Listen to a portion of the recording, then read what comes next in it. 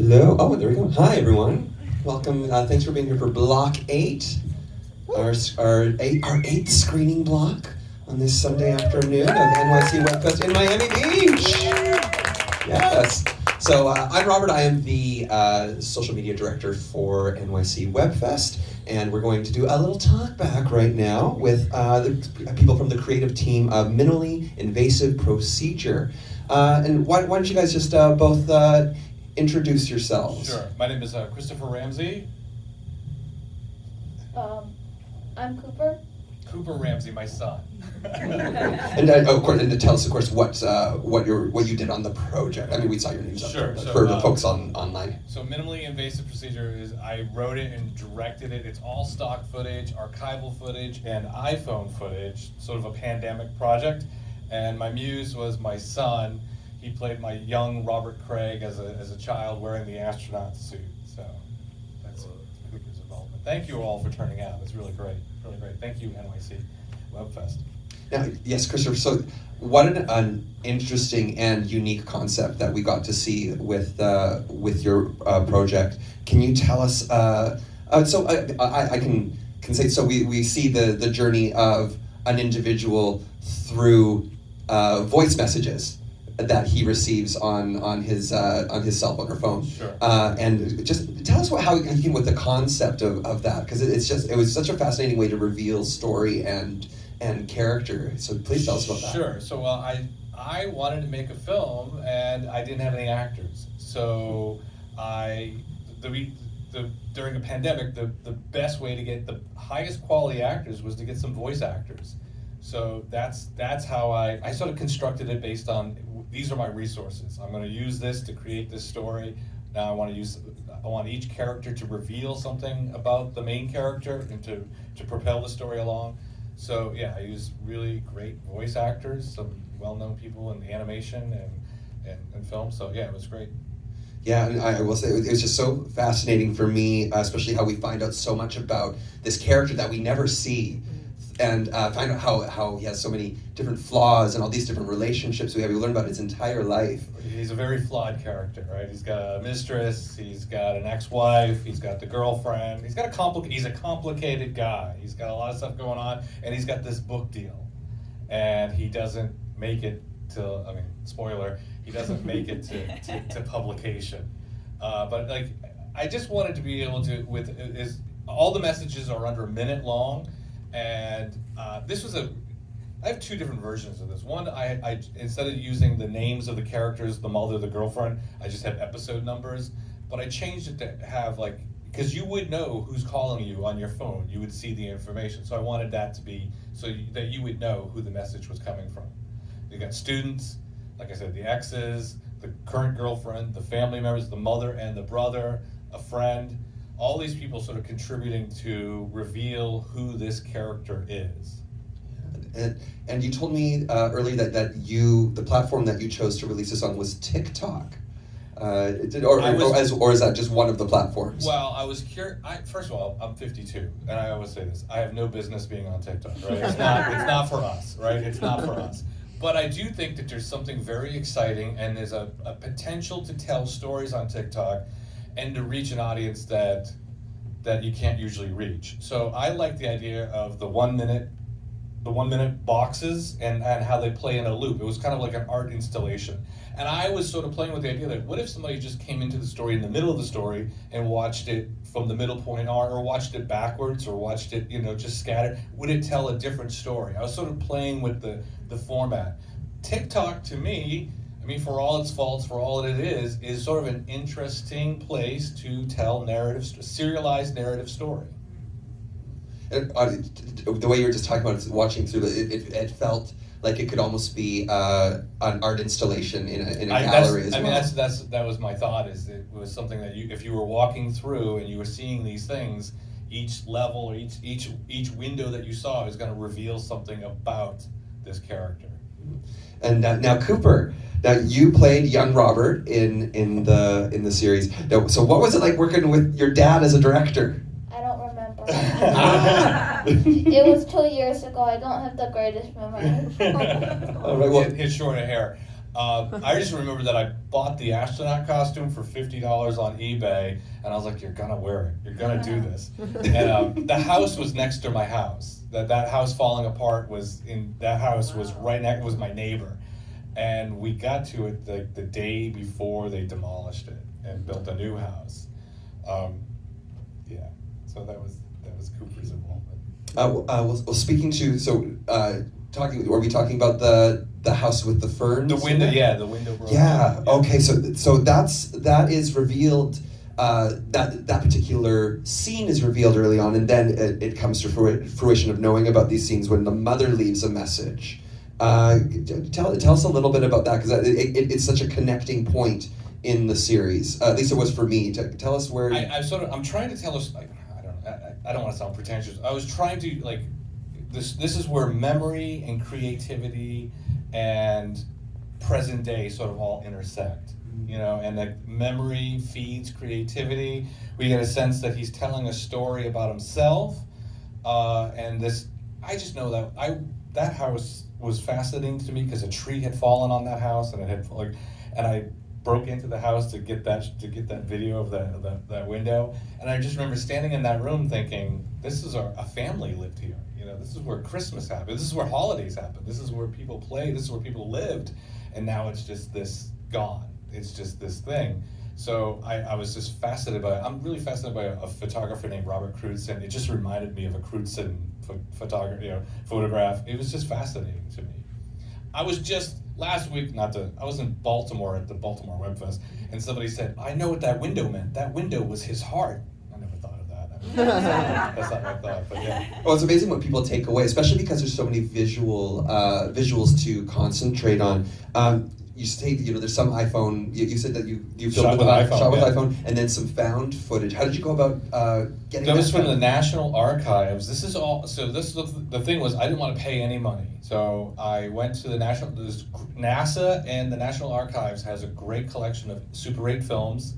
I found that same window, looking through the window of a neighborhood being constructed.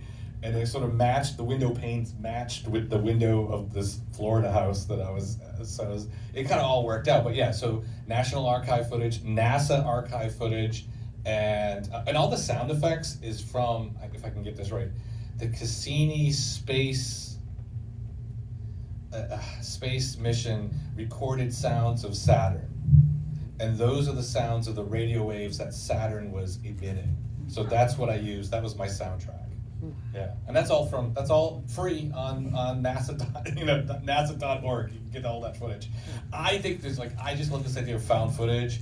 I use Pexels.com for a lot of the stock footage, and then shots of Cooper was with my iPhone. Not even the good iPhone. It was the iPhone 10. I shot that one. Yeah.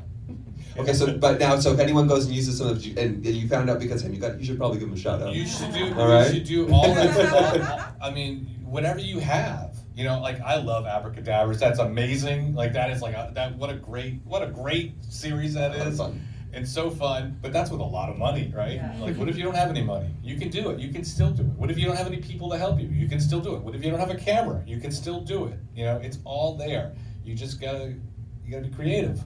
Yeah, well, and it's all about storytelling. It's all about storytelling. And quite honestly, I'm personally just very impressed. I do have a couple of questions, but I'd love to open it up to anyone in the audience who has a question for Christopher Cooper. I just have a question. So I know obviously it was done with, how did you sort of come up with the concept? I know you didn't want to spend money and why you told the story that way, but what made you think of this type of story? I was trying to think, how do I not, if I don't have actors, but I have footage of people, so that was the idea of what works in this framework, and voicemail messages worked. So then I thought, well, how do I visualize the voicemail? And I'm not a proficient editor, but I just found it took me about 6 months to get this all together. And just editing every day and thinking about scenes and just going back, I could take any piece of footage and make it do what I wanted it to do. Because it just worked. I mean, it was also just trying to figure out, what do I want to reveal and how do we progress the story. I knew that he was going to die. Right. Yeah. And how did you decide, sorry, it's just a Sure, second. sure. How did you decide what to reveal? Like, the part where the mom calls and has a bad dream gives me shivers, because my grandmother in South Africa, like, so 7 hours ahead, my brother's picture fell off the piano when he was a baby, and then she went and had a dream that he had drowned, and so calls the next day, and like, this woman died without knowing that my brother nearly drowned. Wow. Around the same Yeah. time. So there is that kind of There like is a connection. grandmother connection, yeah, that's, or mother connection. And I was like, sorry. I was playing with that, and I don't have the answers. I don't know. And it's not up for me to give the answers to this. But I was also playing with the idea that so there's a connection between family, Yeah. between friends, and there's also a connection And work. between and also imagination and this idea of this Nathan character. Yeah. You know, like we can manifest things. We can manifest our destiny. We can create these things. You know, and what is real and what is not real. You know, what is present and what is past. I know, it gets all kind of, crazy like that, but yeah. But it is really cool that this guy's going in for this procedure and these other things are going on, the affair, this woman calling Nathan to apologize. Right, like- right. The student loan forgiveness Right, thing. right. The trainer waiting for his credit card payment. And that's like all of life, just sort of like if you were to look at your spam, your emails, whatever, in the course of a day, what if people were trying to figure out who you were by looking at your emails for one day? You know, it's sort of like what do we leave behind? What is left? It's like your wallet. It's like your wallet. It is, yeah. We have another question over here. Yes. I'm curious of the choice to have the mom not know about the surgery, if you wouldn't mind speaking to your choice on that. I've been like my mom's passed, but like I knew I had so I had I don't know if you noticed it. When I was 35, I had a heart attack, and I didn't tell my mother, because I thought I don't want to kill my mom. I don't want to freak her out telling her about this, and so that was that. Like I didn't want that's what that came from. Yeah. Any other questions? I know. I'm sorry. I didn't want my kid to know either. Well, now we got it on. We got it on video. I'm better now. Yeah. Well, we're very glad of that. I'm better now. I actually do have one question. You touched on this just a little bit earlier about working with voice actors, or working with that. Tell us a little bit about that, and how, especially the differences in working, of course, with people right in front of you. Well, here's the thing. All right, I'll say it.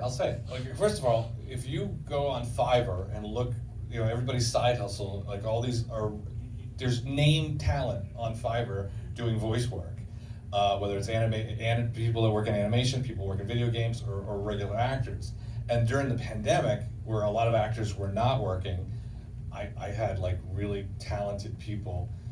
I'm not gonna say the girlfriend. I guess I could say, I don't know. Should I say her name is Iona Butler, and she has done a lot of stuff. She was on the last episode of the Saul. Better Call Saul. Better Call Saul. She was on the last episode of Better Call Saul. She's a really working actress, and I really wanted her to promote this, and she's like, there's nothing in this for me to promote. There's nothing, so I couldn't get her to promote. But what I found with using voice actors, professional voice actors, is one. I don't want to. First of all, they all had great mics. They all had good sound equipment.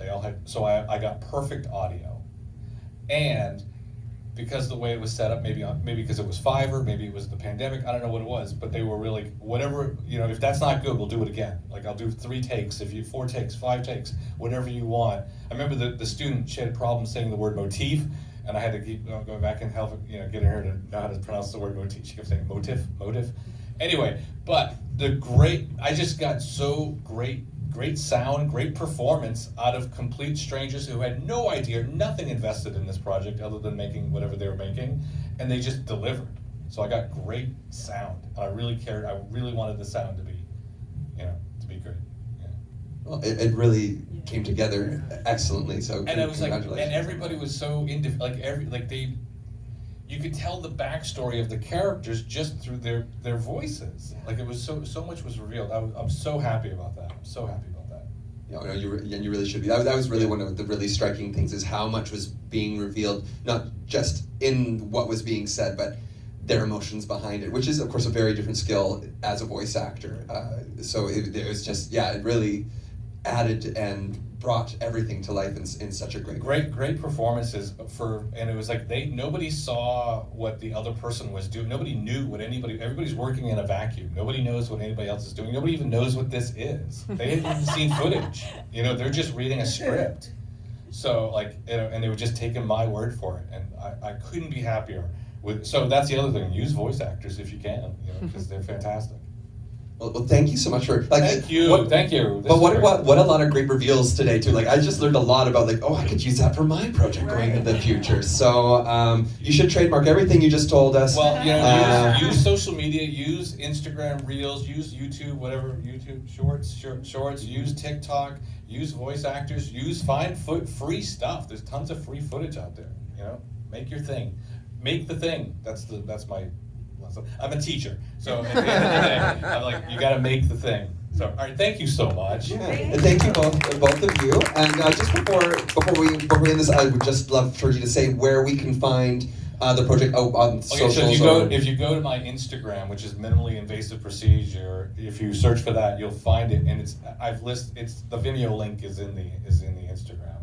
So, and I'm trying to use Instagram not just to, I'm as guilty as everybody for using it just for laurels and stuff, but I do want it to be a component to the storytelling, or doing stuff like we're doing right now, revealing, right. Use this stuff. Web series is a great way, I don't like the term web series, serialized storytelling, is really lends itself to that platform, to social media, so use it. Great. So Thank you. So once again, the handle is for Minimally Invasive Procedure. Fantastic. Well, thank you, Christopher. Thank you, Cooper, for being here today. It's so.